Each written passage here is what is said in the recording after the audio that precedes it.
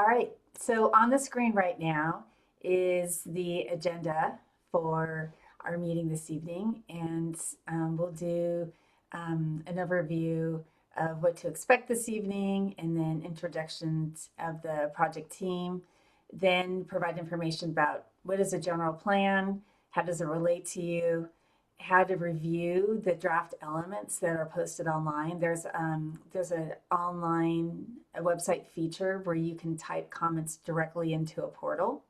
There's other ways to submit comments too, and we'll talk about that. And then most of the meeting is going to be spent going through the general plan elements.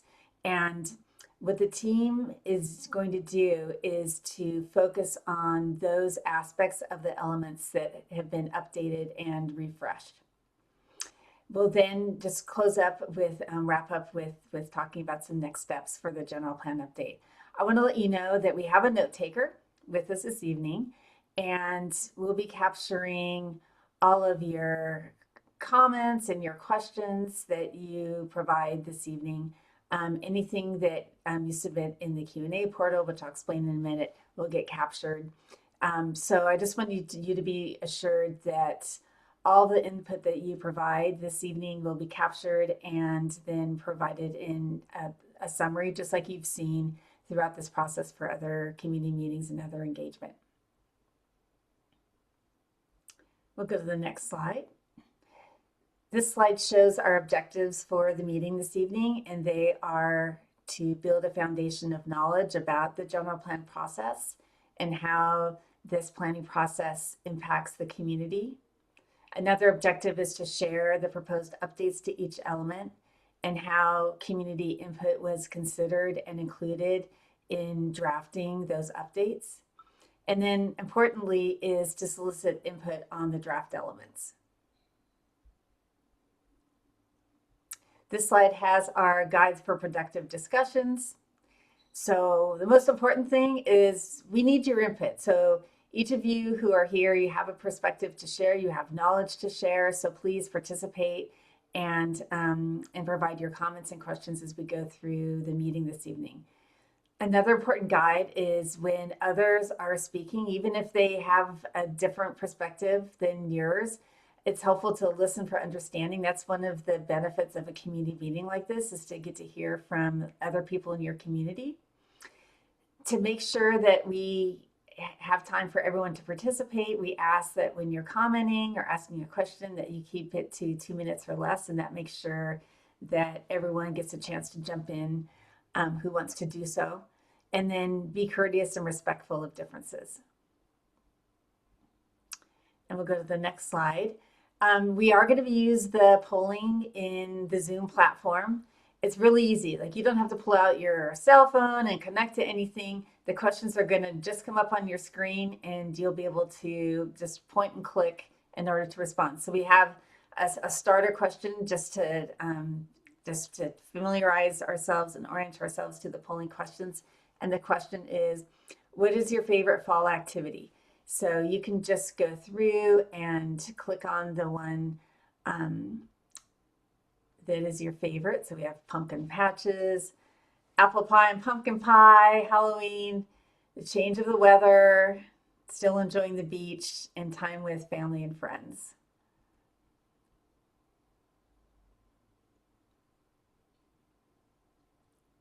Let's see if we get a couple more responses on this. Again, you should just be able to go to the box on your screen and click on your answer for this question.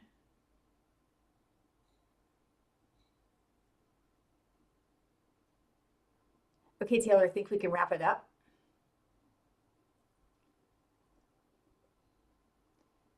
And it looks like still enjoying the beach is one of the top answers. I know that for me, I love the change in weather. I love waking up and feeling those cooler mornings too.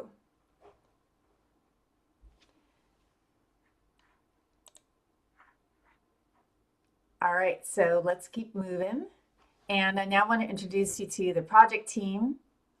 So we have Ben Zaziba, who is the planning manager for the city of Newport Beach, and then Elizabeth Dixon, who's the project manager and the planner at DUDEC. And DUDEC is the planning consultant that is supporting the city on the general plan update. And again, I'm Joan Isaacson with Kearns and West.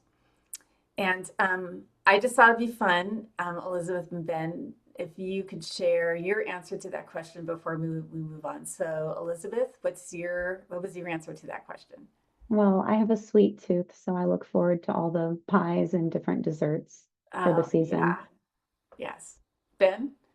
I'd say with a 4 and 6 year old at home, it's Halloween. We really appreciate the spooky season, and it's a fun age for them. So Halloween for me. Thanks for Yeah, asking, Joe. Halloween's a lot of fun too. I love walking around my neighborhood and seeing every other house, at least every other house has decorations in their yard. It's really fun. Um, Ben, we're going to turn this over to you to get us going, talking about what a general plan is, how it affects the communities in Newport Beach, and then that'll set us up for talking about the updates.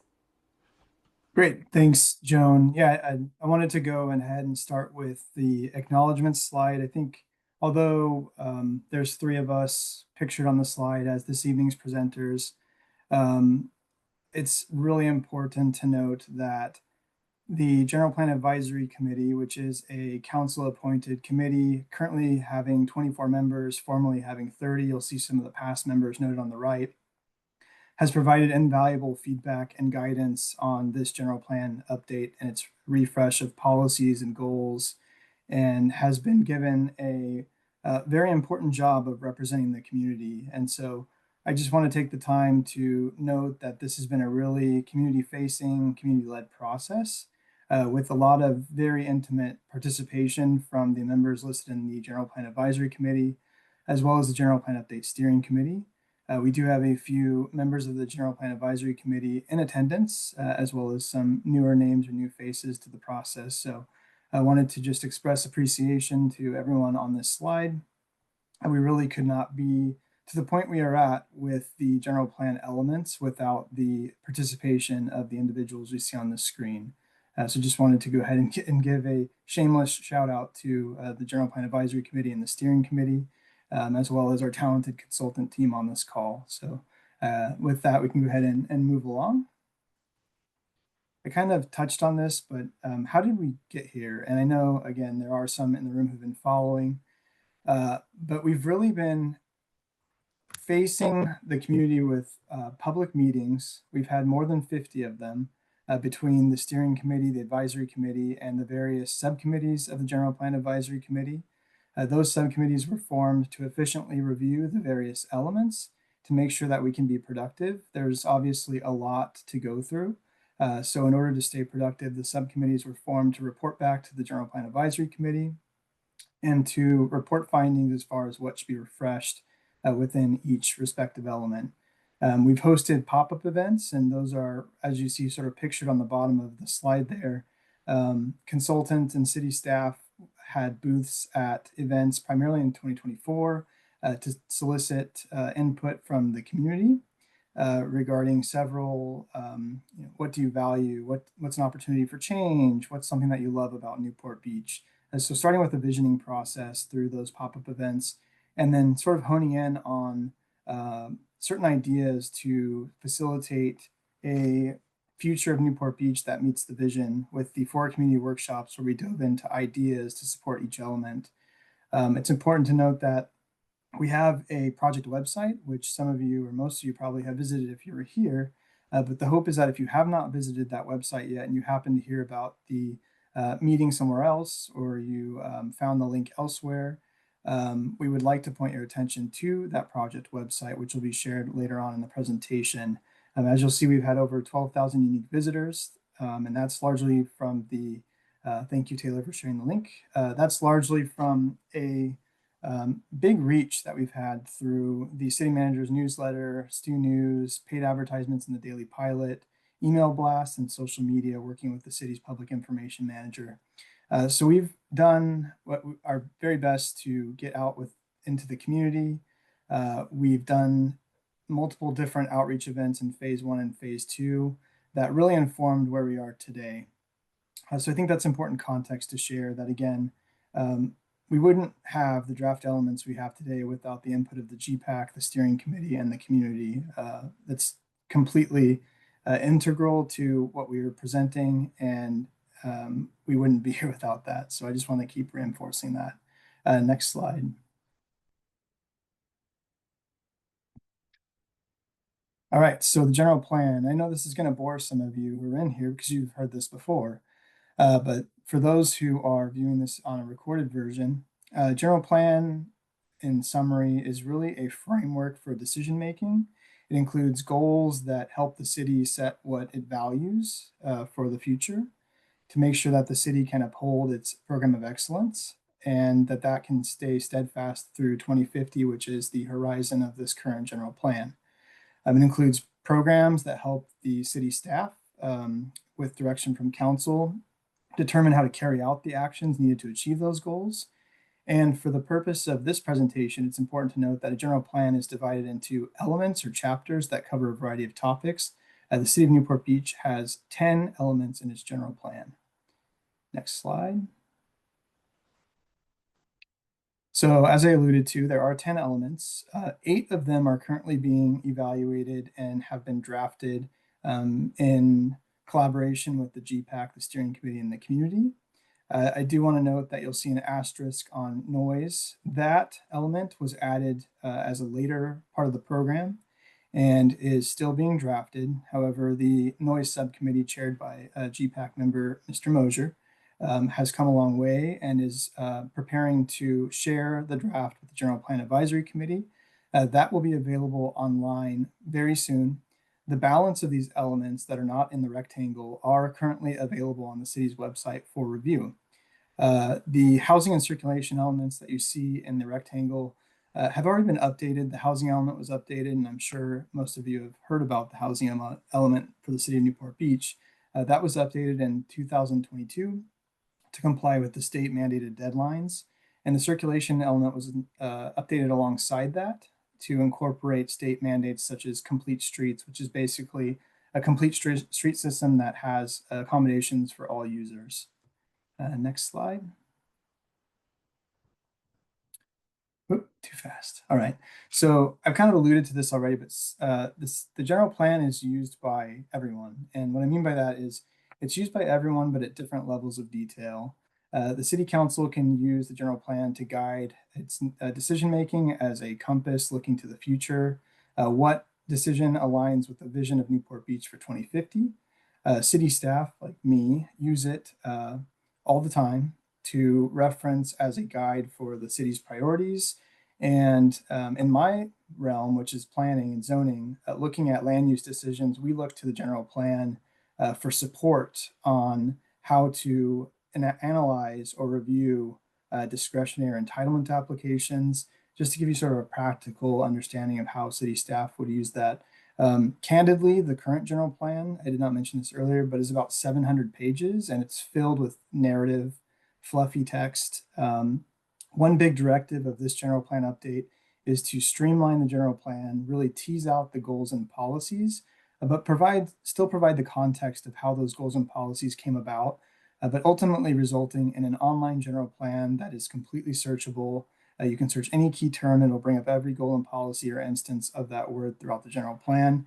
I can tell you with 100% certainty that that's going to make it far more usable for everyone who uses it on this list. Lastly, community members. I don't think that it's as usable today, and I'm sure some in the room can attest to that. Right now, the city's general plan is posted in static PDF format with all the figures and maps separate. The proposed general plan update will make that very streamlined and modernized to include links, easy to use. Click here and you'll see the map. We'll have interactive maps, hopefully, that you can actually zoom in on. So there'll be a lot of great features that sort of modernize the general plan and make it less of a document that sits on a shelf and more of something that is actually used by all these users in a very effective and efficient, meaningful way. Next slide. So if you haven't sort of gleaned how it relates to you, I think it's important to note that the general plan is really a long-term aspirational document that serves, I like using the word compass. It's a navigation point that all users can look towards for making decisions that will preserve the quality of life in Newport Beach while supporting economic growth. I'm not going to read every bullet point, but there's some really important goal and policy language within the general plan that helps to ensure that these aspirational goals for the city are achieved to the greatest extent possible. One note that I'd like to make before proceeding, it's very important that you all are here today, and those of you who will watch this subsequent to this live presentation. The general plan, a comprehensive update of general plan rather, is something that only comes about, I would say, every 20 to 30 years, if a city is lucky. It's a fairly expensive endeavor. It's quite time consuming. So it's very special for those who are participating in the process. And that's something that I like to share because, again, this is not something that you'll see coming back, next year, within the next 5 years, even. This is really something that shouldn't be coming back for update until we're, well towards 2050. So I think that that's really special and important to point out that this is an important process. And we really would encourage and appreciate any participation from community members to validate, enhance, modify the language that's being presented as part of these draft elements. Next slide. So I'll pass it back to you, Joan, to run the Zoom poll. Great, thank you. Thanks for all the good information too. So we're going to put another question up on the screen, and the question is, which element or topic are you most interested in learning about? It's helpful for us to see what you're particularly interested in so we can potentially focus more on that this evening. And then just in general, the city appreciates knowing which topics are of greater interest and maybe more of a priority to community members.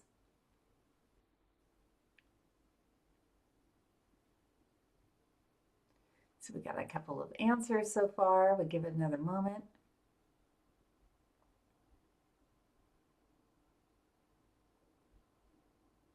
All right, thanks for participating. And Taylor, if you can put the results on the screen, that'd be great.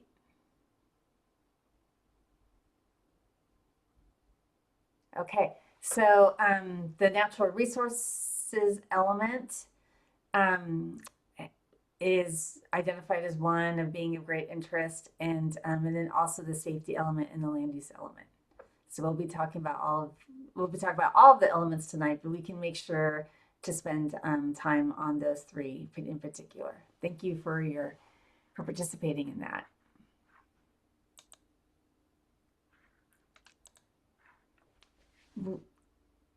So I'm going to spend, Elizabeth.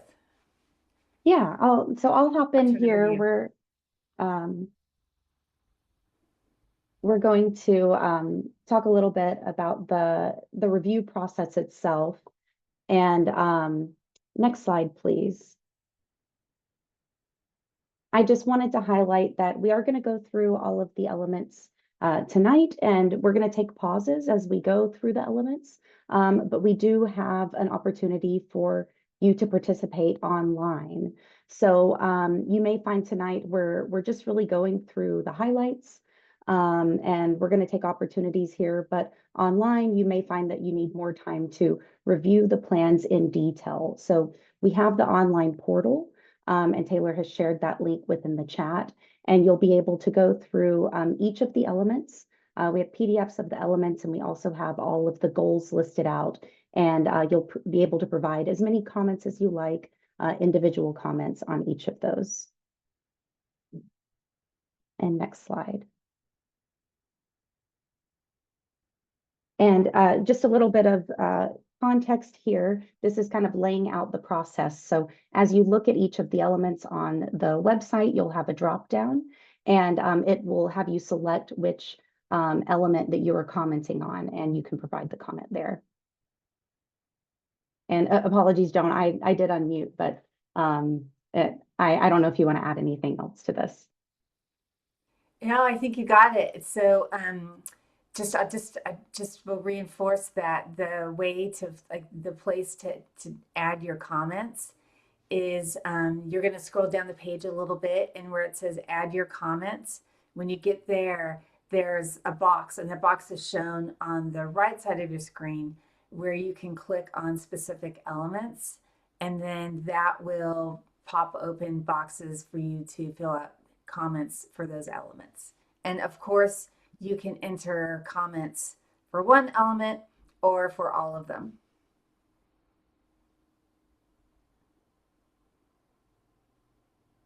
All right, so now we're going to go through each of the individual elements that you have available online. And like I said, we're going to take a pause along the way as we get through a couple at a time, just so everyone has an opportunity here to ask questions or give their comments. But yeah, as you see, there's also an online portal if you want to go into more detail. So first, starting with the recreation and natural resources elements.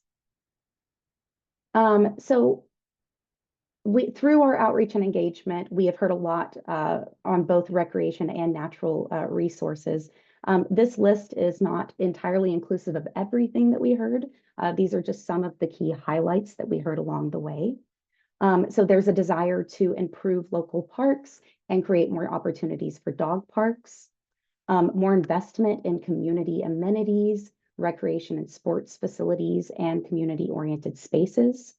Ensuring that there's clean water for future generations. Integrating conservation efforts within new developments, and protecting open spaces around the city. So diving into recreation, a little bit of what we've proposed within the draft that's before you.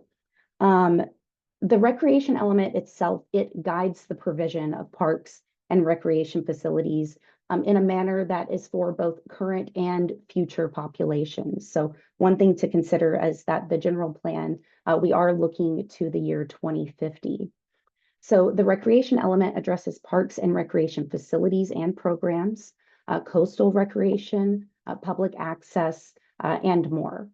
So some of the draft proposed updates that we have is more access to parks, open space, and recreation across the city as a whole. So building that connectivity as well as more recreational opportunities. Increased access to public beaches. So this is access in terms of facilities, access in terms of signage to make sure that visitors know where to access the beach and things of that nature. And then park and recreational upgrades to meet the varying needs of residents. When we're thinking in terms of the year 2050, it's important to consider how the population is changing and what the needs will be of the residents as those things change. So what we're seeing is that we have a aging population, so there may be needs for things like accessibility upgrades for better access. All right, next we'll go on to natural resources.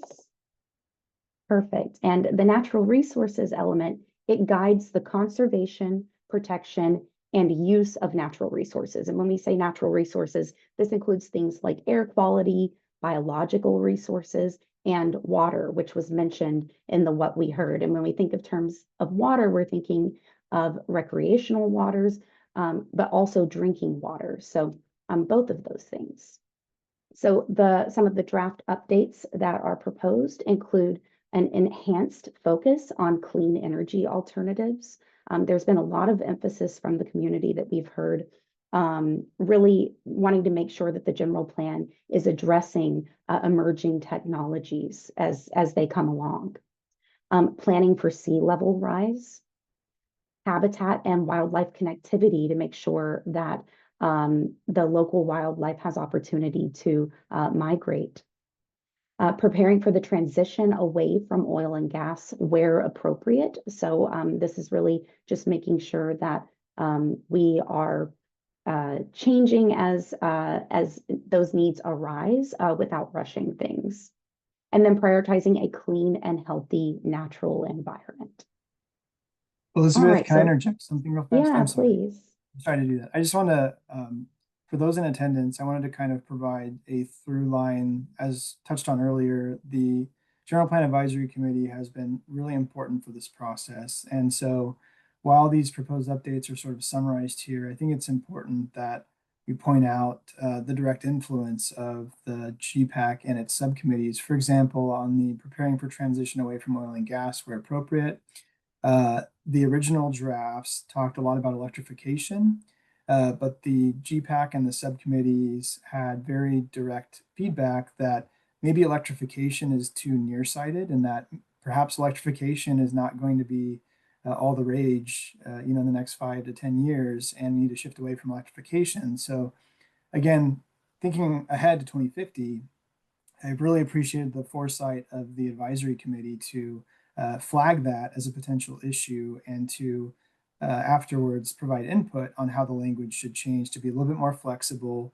and to have a little bit more foresight on what energy and alternatives may look like in the future. So I just wanted to provide that for the benefit of those watching, that the General Plan Advisory Committee had a direct impact on a lot of these different updates you see here. Absolutely. Thank you, Ben. So with that, we are going to take a pause here for input, questions, comments. We have some prompting questions here. What is meaningful to you about these elements? And what would you change, if anything? And again, I recognize that there's a lot to review within these documents. So if you feel like you would like to respond to this, but maybe you don't have the answer ready today, you do have time to, of course, submit comments online. And we're going to be leaving that open through mid-November specifically for this period, but there's also always opportunity to provide comments throughout this process. And we have a couple of ways that you can provide input, ask questions at these breaks that we're taking throughout the meeting tonight. And they're shown on the screen. So going from left to right, you can raise your hand and then we'll invite you to unmute and you can join the conversation verbally right here. That QR code in the middle of the screen, if you click on that, you will be taken to the website and that page we showed a couple of moments ago with the draft elements and that online portal for providing comments. And then, if easier for you, you can use the Q&A portal in the Zoom platform. And it's usually located in the lower right side of on your Zoom screen in that toolbar at the bottom. Sometimes it doesn't show up because depending on the size of your screen, the type of Zoom that you have, it can show up in other places. So like tonight, for me to find it, I had to go in More, which is on the lower right side. It's a circle with 3 dots. And when I clicked on that, then I saw the Q&A function in a menu and I clicked on that. And that took me to the Q&A box. And so if that's easier for you, you can type questions or comments straight into the Q&A portal. And I've got that open right now, so I'll be able to see what you type and then report out and ask the team right now those questions that you enter. And Joan, one option that's not on here is I'm happy if you'd like to email me directly with your comments as well, or if you'd like to set up a time to talk about any of the elements, I'm completely happy to do that. One of my things that I like to say, because I mean it, is that I am a public servant. I try to be very responsive and I want you to reach out to me if you have a question or concern. So please use my email and I will, if Taylor doesn't do it before I do it, I will drop my email in the chat. It is going to be shared at the end of this presentation as well. But I would invite you to reach out to me if you'd like to share some input that way and it's easier for you. Thanks for the pause, Joan. Yeah, thanks, Ben, for making yourself so accessible like that. I don't see any raised hands or questions in the portal right now. What we can do is move on to our next batch of elements. And of course, at any time, enter a question to the portal. It's okay if we jump around a little bit on the Q&A and the comments. So this next section is going to focus on the historical resources element and the arts and culture element. Perfect. Thank you. Okay, so first starting with what we heard. And one thing to note, both arts and culture and historical resources, these are elements that are unique to Newport Beach. So these are really things that I think are very apparent in Newport Beach, especially through all the events and the programs that occur across the city. Arts and culture is really, it's celebrated very much so throughout the city. So some of what we heard that there's a strong desire to make sure that we are protecting venues that host arts and culture events, as well as those venues that hold historical significance. A need to promote partnerships and collaborations to support the city's cultural, educational, and recreational goals. This is something that happens across organizations, also across various departments of the city. So really making sure that all the groups are coming together to support arts, culture, and historical resources. Enhancing public spaces with art installations, murals, and sculptures, and maintaining and enhancing the character and charm of Newport Beach.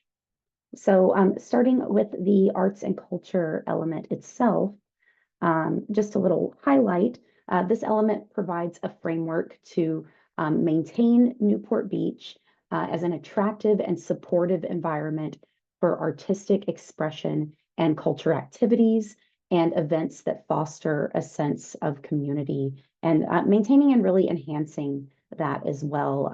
I think that Newport Beach has such a strong sense of community. So this is really a feel-good element in a lot of ways. So some of those proposed draft updates include supporting facilities for the arts and art in public and private spaces, enhanced support for city libraries and services, because a lot of the city's arts and culture programs really are held by the library department. Support for musical programming, support for community engagement in the arts across the city. So making sure that all parts of the city have access to information about the different arts and culture opportunities that are happening, and emphasizing collaboration with other organizations. I'll also add one thing that we did here recently is a desire to support the culinary arts, which I thought was really interesting. So I think that that's a great kind of component to add in there. And then historical resources. So this element really focuses on the identification, documentation, preservation, and celebration of historical resources in the city.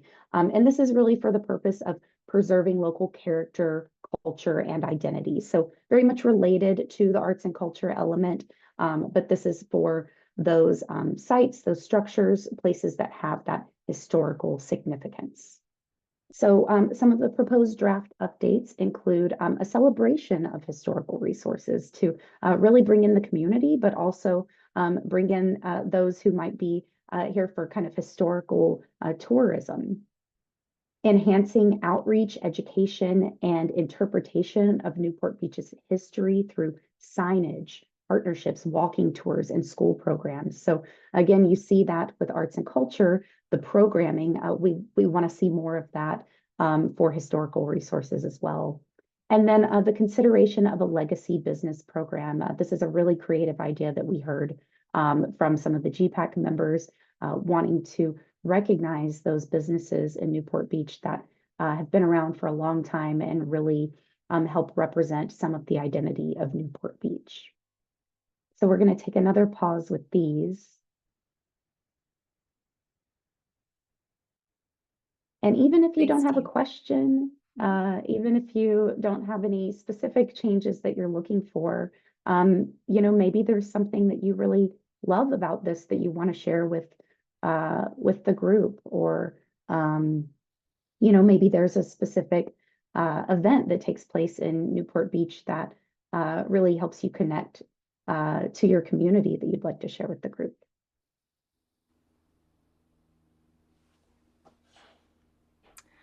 I love the idea of looking at ways to celebrate the history of those older businesses that are really part of the fabric of the community and the community's origins.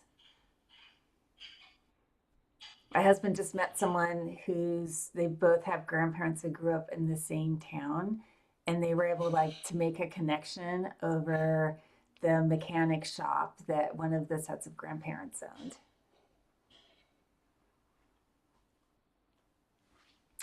So I'm going to check the screen here, see if we have any raised hands. Don't see anything in the Q&A box right now. So Elizabeth, we can probably go on to our next batch, Okay, which is land perfect. use, harbor, bay, and beaches, and safety. Awesome. Thank you, Joan. So now I've got 3 in this batch for you, and then we'll have one more after this. So yeah, starting with land use, harbor, bay, and beaches. You may notice that as it's adopted, it's the harbor and bay element, but as part of the proposed updates, there is a draft to include beaches, and then of course the safety element. So let's start with what we heard. All right, and there's a lot here. And I will say the Land Use Harbor Bay and Beaches workshop that was held, this was one of our most well-attended workshops. So for those of you that are on here that were able to attend that, thanks for attending it. It was a really lively discussion, and I really had a good time. So some of what we heard, invest in beach and harbor infrastructure, improve docking access, as well as public access to the docks. Promoting tourism around the bay. This is certainly important for the local economy. Expanding the summer trolley. That's expanding its reach, but also thinking about expanding the times that it's available. Prioritizing essential amenities like schools and community centers. So thinking about how we have balanced communities so that residents have access to the various amenities that they need nearby. Integrating environmental considerations into urban planning to ensure that future development is sustainable. And then keeping the beaches clean and accessible to the community. And of course, when we talk about harbor bay and beaches, you'll notice that there are certainly components of this that strongly relate to natural resources, to recreation. All of these elements are definitely interconnected. So a lot of the times what we hear, it certainly relates to more than one element. Next slide, please. And then some of what we heard on the safety element. We need to seek volunteers for the CERT program or the Community Emergency Response Team. That is a volunteer-led program. Address aviation safety concerns, including airport drones and other emerging technologies. So this is where the GPEC members have really had a forward-thinking lens.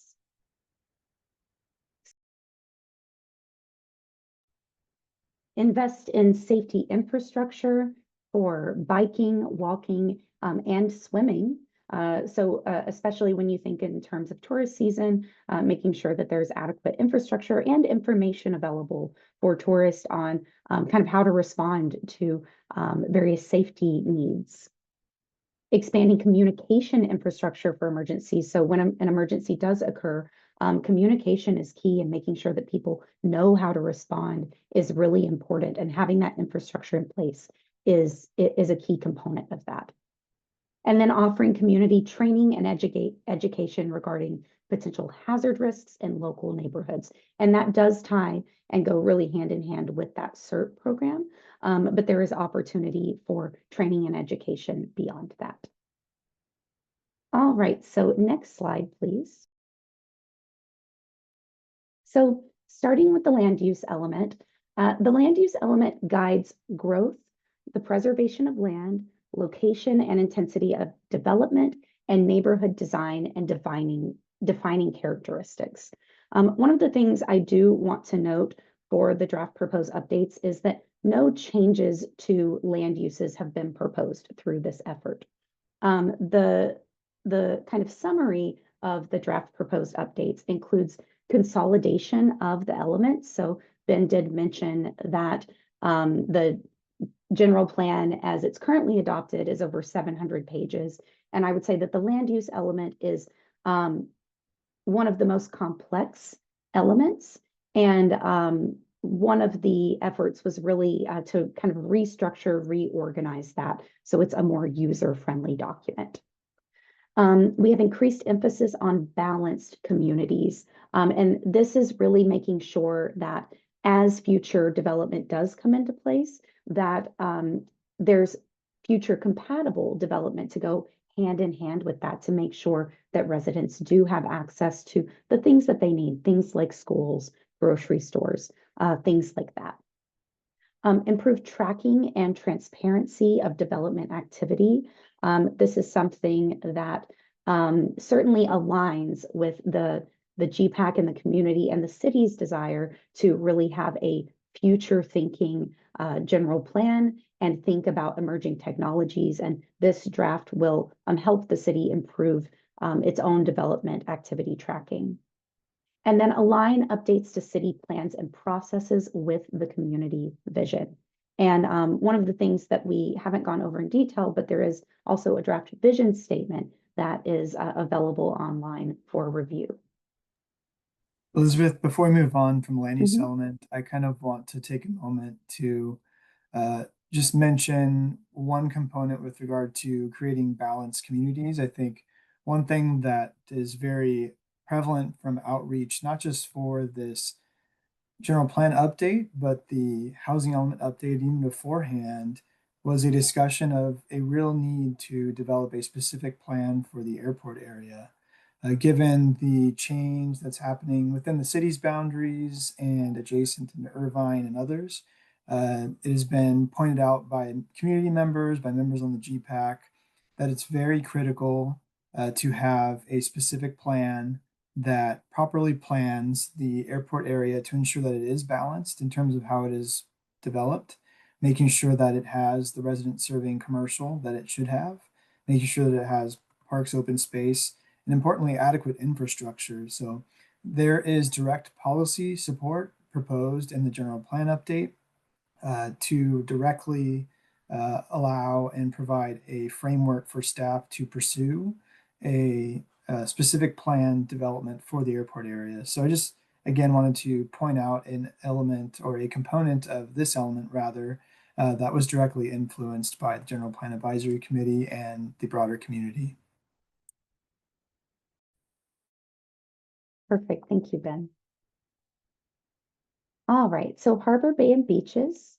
So Harbor Bay and beaches, I did mention that this is closely related to recreation and natural resources. You'll see a lot of overlap there, but this element addresses really a wide range of topics specifically related to Newport Bay, Newport Harbor, and the beaches in Newport Beach. And this includes the use of land and water, as well as their economic value. Coordination and administration of the harbor, public access to coastal resources, and coastal ecosystems. And I'd say that the really key differentiator here is that economic value of the harbor, the bay, and the beaches, which is a really important component of this element. So some of the draft proposed updates include protecting beaches, including beach access, strategies to minimize displacement risks from coastal hazards. So this is actually also showing how it's related to the safety element as well. A stronger emphasis on the harbor's economic vitality, and then fostering access to mooring opportunities. We certainly heard this through the very well-attended outreach event that was held where we had a lot of people come out related to mooring opportunities. All right, and next slide. Sorry, I have to do it again, Elizabeth. I Yeah, have to please. interject something. Yeah. I think this one is special because the current element in the general plan is harbor and bay, and the harbor and bay subcommittee very quickly and adeptly identified that the beaches in the city are extremely important. I mean, the city's name is Newport Beach. It seems like there should be more emphasis placed on the beach and how there is a need for policy support goals that really help protect, enhance, maintain the beach as a really viable and vital resource for the city. from the terms of tourism, from the terms of recreation for our residents, for business, for economics. It's completely incredibly important. So the General Plan Advisory Committee found it proper and appropriate to add beaches to the element name itself. So now Harbor and Bay has been rebranded to Harbor, Bay, and Beaches, and it includes new goals and policy series that specifically address the beaches with some overlap to safety and natural resources. So I just wanted to point that out, as I think that's a really another neat sort of component of the GPAC's direct input on this process. Perfect. Thank you, Ben. All right, and the safety element. This will be the last one in this group, and then we've got one more element to go over. So the safety element, it's really assessing the potential risk of hazards. So hazards, we think in terms of flood risk, fire risk, extreme heat, things like that. And the safety element identifies a strategy to adapt to these potential hazards, reduce them, prepare for them, respond to them, and in the event that if they occur, recover from them. So some of the proposed draft updates that we have include preparing for warmer days. When we think about how we prepare for warmer days, this can be through enhanced tree canopy, so shade from trees or other shade options, as well as cool pavement technologies.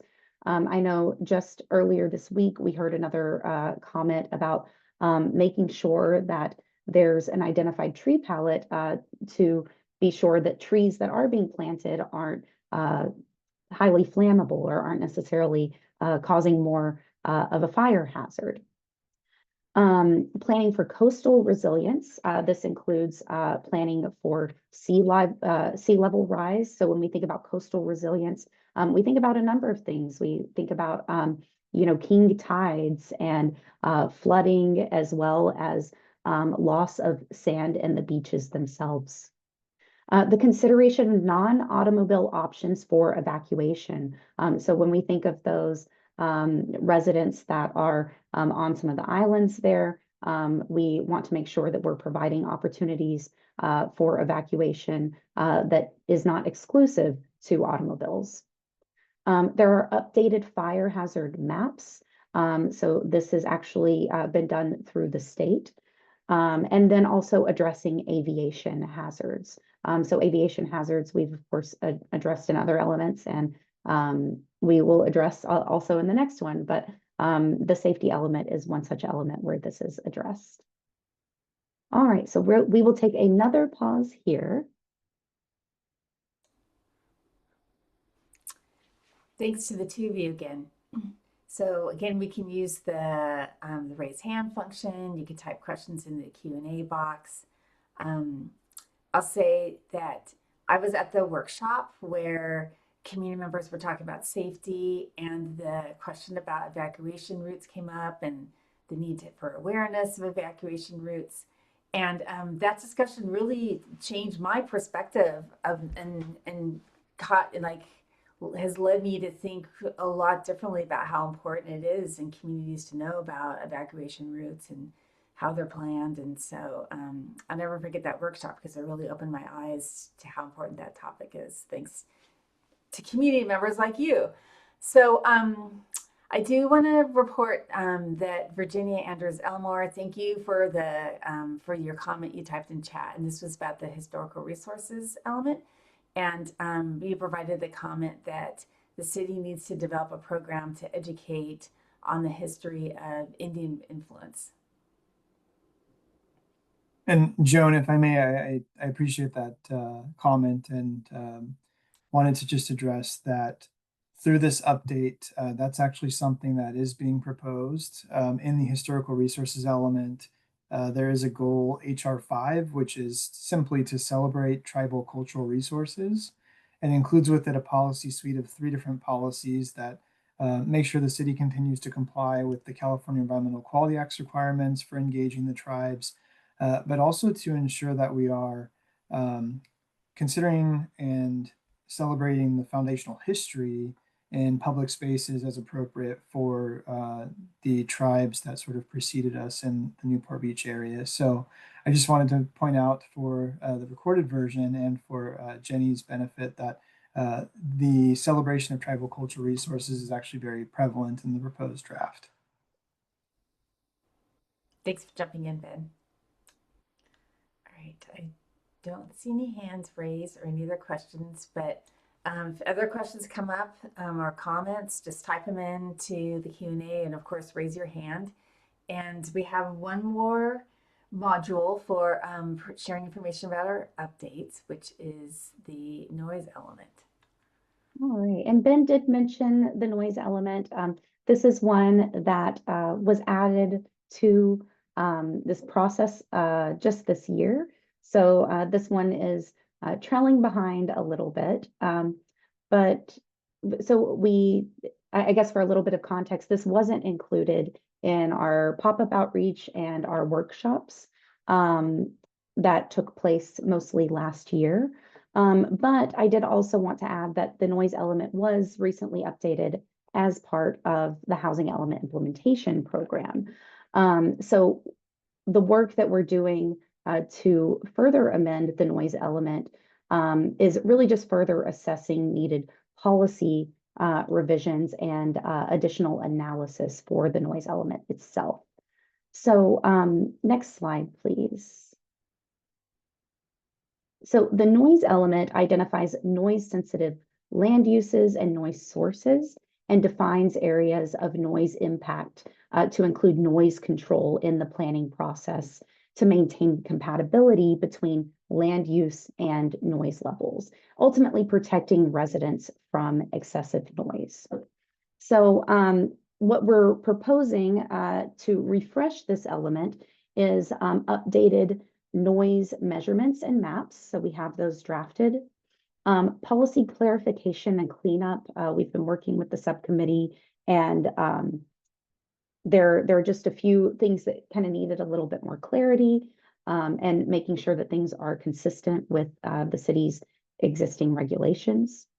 Addressing emerging technologies. This continues to be a theme throughout the general plan, and I'm glad that it is. I think that it is really making this general plan a creative and exciting general plan, really looking to the future. And then prioritizing updates to the noise regulations. So making sure that the proposed policies in the noise element are ultimately implemented at the end of the day. So we're going to take one more pause here, but actually maybe we want to talk a little bit about the process for this, Ben. And I know that you mentioned it, but maybe just reminding everyone about the GPAC meeting and when this document will be available. Yeah, thank you, Elizabeth. You read my mind. I was going to interject that. So I'm glad I didn't have to interrupt you this time. So the noise element, as indicated earlier, we do have an initial draft that the subcommittee has been working on from GPAC alongside city staff and our DUDEC, our consultant. And we are looking to, with the subcommittee support, bring that to the GPAC meeting on the Wednesday, November 5th. It'll be at 4 o'clock. And if you are not able to attend that meeting in person, every GPAC and steering committee meeting that we have had is video recorded and available on the city's YouTube channel. So you'll be able to come back and watch that. I make a joke that you're welcome to binge watch all, 30 GPAC and steering committee meetings if you choose, but I'm not sure if that is something that is of interest. Nonetheless, November 5th, that element will be provided in draft form. And then after the General Plan Advisory Committee, it'll be reviewed by the steering committee. At that point, we'd be looking to post it online for additional input and reference. But if there's anything of interest to you in the noise element, again, I encourage you to reach out to me. I'm always happy to connect and chat about any potential issues you see. But as Elizabeth put it best, this is really a proposed refresh that helps to clear up some of the confusion in the noise element, provides a clear directive that the city needs to update its heavily outdated noise ordinance, and just makes it consistent with the rest of the general plan update, and that it'll be streamlined and easier to use. Ben and Elizabeth, we have another comment from Virginia Anders Elmore, and I want to make sure that I report on it. So she commented that the city also needs to monitor the risk for orphaned wells and also to address river flooding within the 100-year rainfall.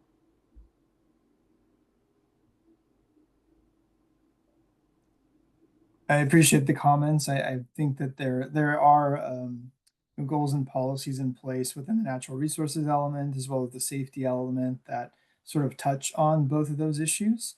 So I think that there's good standing to share that those issues would have a decision-making framework provided for in the general plan update. There'd also be support to look at you know, things in the implementation program that could help the city ensure that monitoring is taking place. So I think that we are well covered in both of those aspects. Another thing just worth plugging on that question is the General Plan Advisory Committee was very interested early on in the process on studying resilience and what that word means and how it relates to Newport Beach.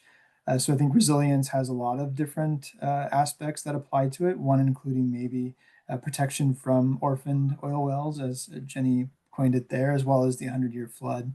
I think it's just a very nice way of looking at Newport Beach through the lens of how are we protected, how are we staying resilient, from future hazards, just in a comprehensive manner under a single umbrella term of resilience. I just really want to highlight that as an important word that the GPAC identified early on, studied, and there's in fact a resilience background report that was provided by DUDEC, and that had a lot of great information that was weaved into the general plan update to talk directly to resilience. So I know I trailed off a little bit there, but there's a lot in the general plan update.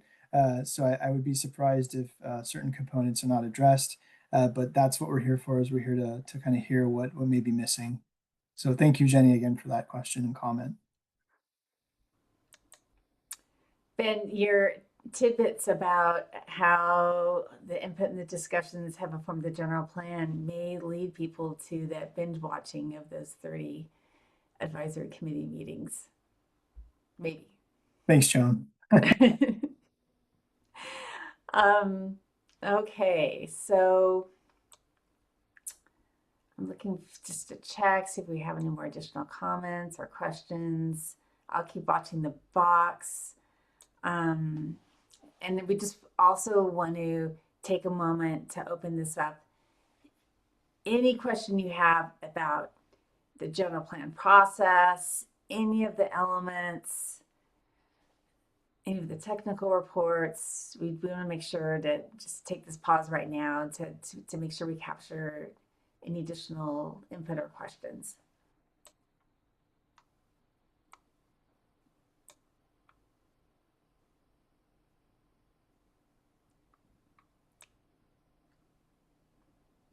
Okay, I'm not seeing anything else coming right now. So we can probably turn to the wrap up then, where you're going to talk about next steps. But I'll keep watching the box in case anything else gets typed in. Okay. Thank you, Joan. We can go ahead and move to the next slide. So to kind of bring this all together, we've talked about how we got here. We are currently entering into phase 3 of the general plan update process.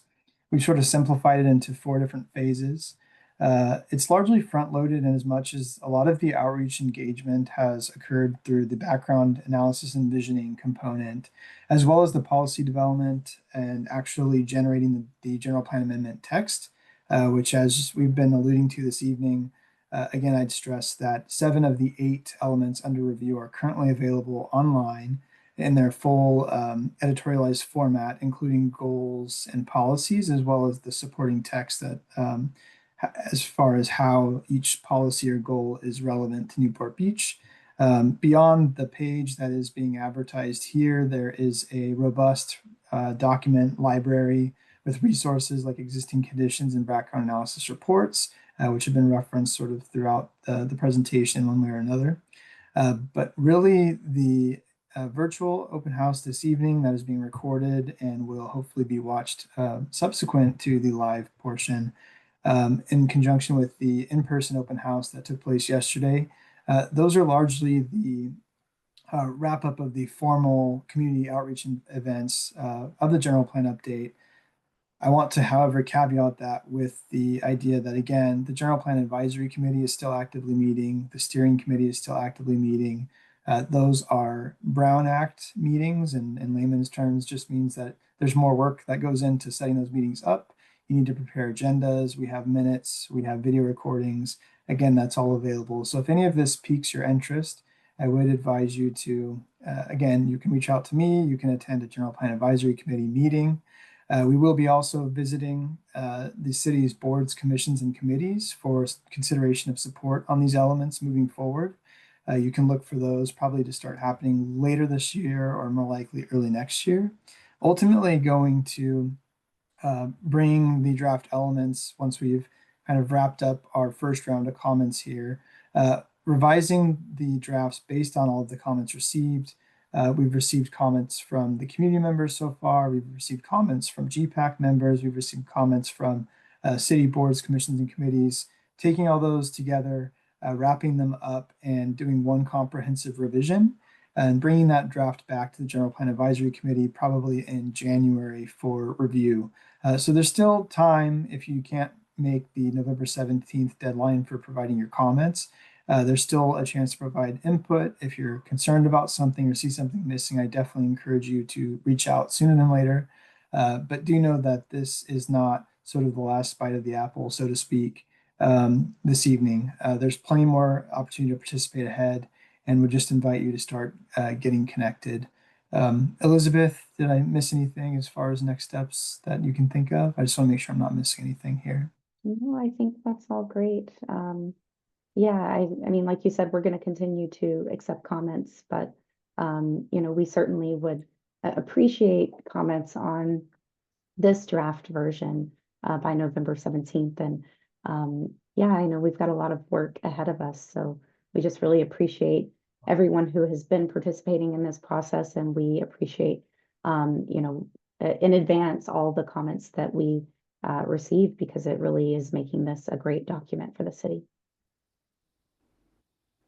I couldn't agree more. Well put, Elizabeth. As promised, here is my email address and my phone number as well. Maybe don't call Jaime as much. He's a little busy right now as our acting community development director, but I promise if you reach out to me, I will get back to you as soon as possible. If you have questions, comments, concerns, please email me, call me. I'm happy and would look forward to the opportunity to connect with you all. All right, team, thank you so much. I love the closing shot with the beach, which is now addressed specifically in one of the new general plan elements, which is really great.